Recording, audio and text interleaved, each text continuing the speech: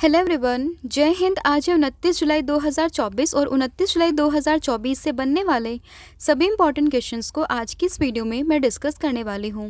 तो शुरू कर लेते हैं वीडियो को, लेकिन उससे पहले हम कर लेते हैं लास्ट क्लास का रिवीजन। तो देखिए, लास्ट क्लास में हमने डिस्कस किया था कि यूनेस्को की विश्व विरासत सूची में ऐतिहासिक म्यूजियम को शामिल किया गया और ये किस राज्य में है, तो ये स्थित है असम में। सरकार ने 31 मार्च 2027 तक देश भर में 25,000 प्रधानमंत्री भारतीय जन औषधि केंद्र खोलने का लक्ष्य रखा है। इसके अलावा अगर हम बात करें मॉडल कौशल ऋण योजना की, तो उसको जयंत चौधरी ने, जो कि केंद्रीय मंत्री है, उन्होंने लॉन्च किया है। भारत की पहली एकीकृत कृषि निर्यात सुविधा ये किस बंदरगाह पर स्थापित की जाएगी, तो ये होगी जवाहरलाल नेहरू बंदरगाह पर। हाल ही में खबरों में रहा राष्ट्रीय सांस्कृतिक मानचित्रण मिशन किस मंत्रालय के द्वारा प्रकाशित योजना है, तो यह है संस्कृति मंत्रालय के द्वारा। हाल ही में आयोजित भारत आसियान विदेश मंत्रियों के सम्मेलन में किसने भाग लिया, तो ये लिया है एस जयशंकर ने। हाल ही में समाचारों में रहा कार्बन बॉर्डर एडजस्टमेंट मैकेनिज्म ये किस संगठन से संबंधित है, तो इसका संबंध है यूरोपीय संघ से। हाल ही में खबरों में रही एनपीए वात्सल्य योजना का प्राथमिक उद्देश्य क्या है, तो यह है माता पिता और अभिभावकों को अपने बच्चों की भविष्य की वित्तीय जरूरतों के लिए योजना बनाने में मदद करना। फिर हाल ही में किस मंत्रालय ने सिम्स 2.0 पोर्टल ये लॉन्च किया है, तो ये क्या इस्पात मंत्रालय ने। फिर बीसीसीआई ने पेरिस ओलंपिक्स के कैंपेन के लिए कितने रुपए का योगदान दिया, तो ये दिया है 8.5 करोड़ रुपए का। तो ये था आपका लास्ट क्लास का रिवीजन। अब हम कर लेते हैं आज की क्लास की शुरुआत। तो सबसे पहला क्वेश्चन है आज की क्लास का कि हाल ही में ओलंपिक 2024 में कांस्य पदक जीतने वाली पहली महिला निशानेबाज ये कौन बनी है, तो ओलंपिक 2024 में कांस्य पदक जीतने वाली पहली महिला निशानेबाज ये बन गई है Manu Bhaker. That is option number जो ए है वो आपको इसमें ध्यान रखना है। तो ये पहली महिला निशानेबाज बनी है जिन्होंने कांस्य पदक यहाँ पर जीता है, तो काफ़ी इंपॉर्टेंट हो जाता है इनका नाम। ये आप देख सकते हैं, ये है मनु भाकर। तो देखिए, मनु भाकर ने रविवार यानी कि 28 जुलाई को पेरिस में ओलंपिक कांस्य पदक जीतकर इतिहास रच दिया है, क्योंकि ये पहली भारतीय महिला बन गई है जिन्होंने 10 मीटर एयर पिस्टल फाइनल में यहाँ पर तीसरा स्थान हासिल करके ब्रॉन्ज मेडल को जीता है। अगर हम बात करें बिलोंग कहाँ से करते हैं, तो इनका स्टेट ये हो जाएगा हरियाणा, और ये 22 वर्षीय खिलाड़ी है जिन्होंने फ्रांस की राजधानी के चेटौ रॉक्स शूटर सेंटर में महिलाओं की 10 मीटर एयर पिस्टल फाइनल में तीसरा स्थान यहाँ पर हासिल किया है। अब यहाँ पर अगर हम अदर ऑप्शन को डिस्कस करें, तो देखिए नारंग देव की बात करें तो आप इनसे रिलेट कर सकते हैं किस चीज़ को, शेफ डी मिशन को। तो देखिए, पहले मैरी कॉम जो थी वो इलेक्ट की गई थी ओलंपिक्स 2024 में भारत की ओर से शेफ डी मिशन के लिए, बट किसी पर्सनल रीज़न से वो हट गई हैं, लेकिन अब उनकी जगह पर किन्हें अपॉइंट किया गया, तो वो हुए थे नारंग देव। और अगर हम बात करें flag barrier for the Olympic 2024, तो उसके लिए कौन कौन शामिल थे, वो थे पीवी सिंधु और साथ ही में शरद कमल। तो इन दोनों का नाम भी आपको ध्यान रखना है। 2024 में फ्लैग बैरियर कौन है, तो ये है पीवी सिंधु एंड शरद कमल।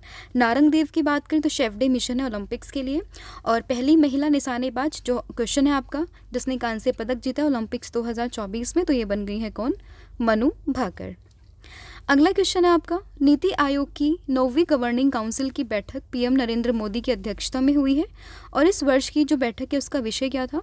तो देखिए, रिसेंटली नीति आयोग की 9वीं गवर्निंग काउंसिल की बैठक थी जिसको होस्ट किया किसने, भारत के प्रधानमंत्री नरेंद्र मोदी ने, और इस वर्ष की जो थीम थी वो थी Viksit Bharat at 2047। That is option number जो बी है वो आपको इसमें ध्यान रखना है। देखिए, ये विकसित समाज है, ये गलत हो जाएगा। विकासित भारत ये 2047, तो ये भी गलत है। विकसित एट 2045, तो ये भी गलत है। सही आंसर क्या होगा, विकसित भारत एट 2047। तो ऑप्शन नंबर जो बी है वो आप इसमें ध्यान रखिएगा।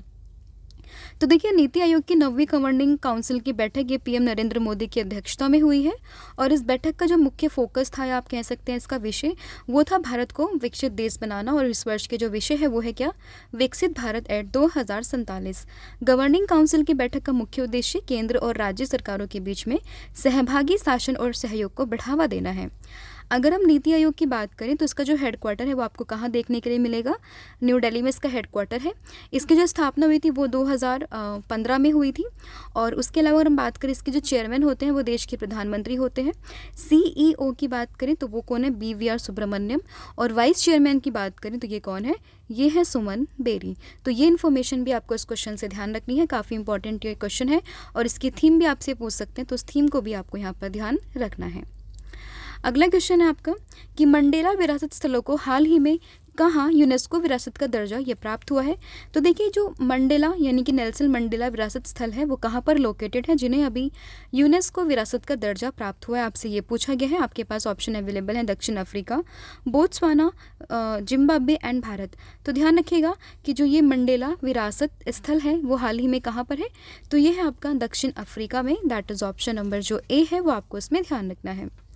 तो देखिए दक्षिण अफ्रीका में मानवाधिकारों के पैरोकार और मुक्ति संग्राम के अगुवा रहे पूर्व राष्ट्रपति नेल्सन मंडेला से जुड़े ऐतिहासिक स्थलों को शनिवार को यूनेस्को की विश्व धरोहर स्थल में यहाँ पर शामिल किया गया और मानवाधिकार, मुक्ति संघर्ष और सुलह नेल्सन मंडेला विरासत स्थल नामक नामांकन अफ्रीकी देश द्वारा प्रस्तुत किया गया था और अभी ये शामिल हो चुके हैं किसमें, यूनेस्को की विश्व धरोहर सूची में। इसके अलावा आपने रिसेंटली देखा होगा भारत में भी 43वां जो world heritage UNESCO world heritage site बना है असम से, जो हमने कल डिस्कस किया था, वो भी आपको ध्यान रखना है। लेकिन अगर हम नॉर्थ ईस्ट से बात करें तो कल्चरल की कैटेगरी में वो पहला जो है वो एक तरीके से पहली वो मॉन्यूमेंट था जो कि नॉर्थ ईस्ट से पहला वो बना है, ठीक है। और असम से बात करें तो ओवरऑल 3rd नंबर पे था। और अभी अगर हम बात करें किसकी, दक्षिण अफ्रीका में, तो ये है आपका कौन सा जो हमने डिस्कस किया नेल्सन मंडेला से संबंधित। नेल्सन मंडेला की बात करें तो इनको हम दक्षिण अफ्रीका के महात्मा गांधी के नाम से भी जानते हैं, मतलब गांधी ऑफ साउथ अफ्रीका अगर आपसे कोई पूछे तो कौन है, वो है नेल्सन मंडेला, ठीक है। अब यहाँ पर बात है किसकी, दक्षिण अफ्रीका की। तो उसकी अगर राजधानी की बात करें तो बेसिकली 3 राजधानी है जिसमें आती है कौन कौन सी, केप टाउन, प्रिटोरिया और ब्लॉमफोंटेन। और इसके राष्ट्रपति जो अभी यहाँ पर बने थे तो आपको पता होना चाहिए ये बने थे कौन, तो ये थे सिरिल रामफोसा। तो इसका अभी आपको आंसर पता होना चाहिए, तो सिरिल रामफोसा, इनका नाम भी आपको ध्यान रखना है। अगला क्वेश्चन है आपका कि हाल ही में महिला एशिया कप 2024 ये किस टीम ने जीता है। तो महिला एशिया कप 2024 की बात करें तो ये जीता है किसने, ये जीता है श्रीलंका ने। किसको हराकर, भारत को हराकर। तो श्रीलंका ने जीत लिया है पहली बार महिला एशिया कप 2024 का टाइटल, किसको हराकर, भारत को हराकर। तो ऑप्शन नंबर बी आपको इसमें ध्यान रखना है।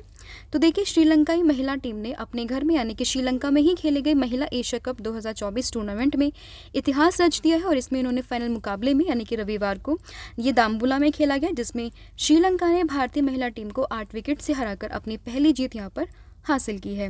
और इस मुकाबले में भारत ने टॉस जीतकर पहले बल्लेबाजी की और उसमें 20 ओवर में उन्होंने बनाए हैं 165 रन, जिसमें श्रीलंका ने मात्र 18.4 ओवर में 2 विकेट के नुकसान पर यहाँ पर बनाए हैं कितने, 167 रन, जिसके तहत 8 विकेट से श्रीलंका ने ये मुकाबला अपने नाम किया और यहाँ पर इन्होंने महिला एशिया कप 2024 का टाइटल भी अपने नाम कर लिया था, ठीक है।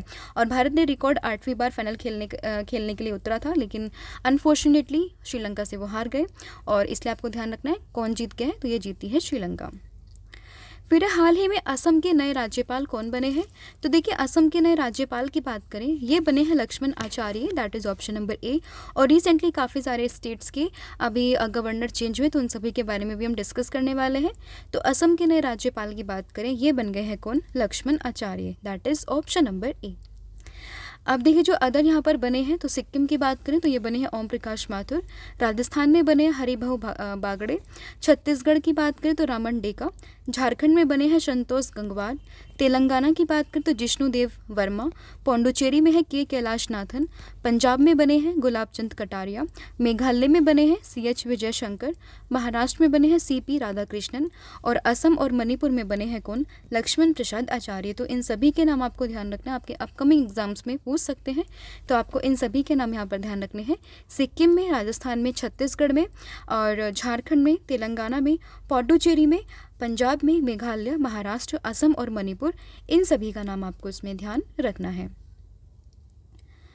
फिर हाल ही में किस देश ने 2024-25 के लिए एशियाई आपदा तैयारी केंद्र की अध्यक्षता ये संभाली है।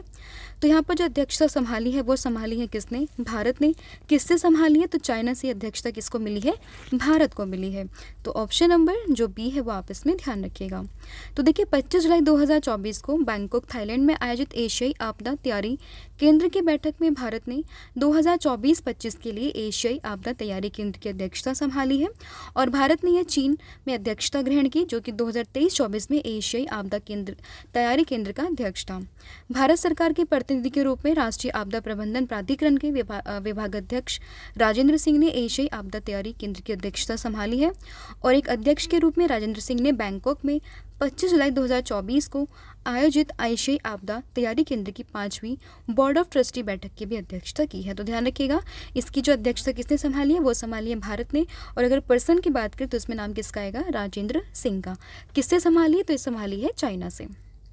अगर हम बात करें किसकी, अगले क्वेश्चन की, तो देखिए हाल ही में भारत और किस देश ने भारतीय पुरावशेषों के अवैध व्यापार पर अंकुश लगाने के लिए समझौते पर हस्ताक्षर किए हैं। तो ये किए हैं भारत ने किसके साथ में, अमेरिका के साथ में। दैट इज़ ऑप्शन नंबर जो सी है वो आपको उसमें ध्यान रखना है। तो भारत ने अमेरिका के साथ में बेसिकली भारतीय पुरावशेषों के अवशेष व्यापार पर अंकुश लगाने के लिए समझौते पर हस्ताक्षर किए हैं। तो ऑप्शन नंबर सी आपको उसमें ध्यान रखना है। तो देखिए यूएसए में भारतीय पुरावशेषों के अवैध व्यापार को रोकने के लिए भारत और यूएसए ने एक सांस्कृतिक संपत्ति समझौते पर हस्ताक्षर किए हैं। और इस समझौते पर 26 जुलाई 2024 को नई दिल्ली में चल रहे संयुक्त राष्ट्र सांस्कृतिक और शैक्षिक संगठनों की विश्व विरासत समिति के 40वें सत्र के मौके पर यह हस्ताक्षर किए हैं। तो देखिए आप सभी को मालूम है कि नई दिल्ली में चल रहा है क्या, यूनेस्को की मतलब जो हेरिटेज साइट है उसका मीटिंग चल रही है 46 सेशन वाली, ठीक है, जिसके तहत जो है भारत सरकार ने यहाँ पर परी प्रोजेक्ट को लॉन्च किया था ताकि वो दिल्ली को बेटर बना सके, ठीक है।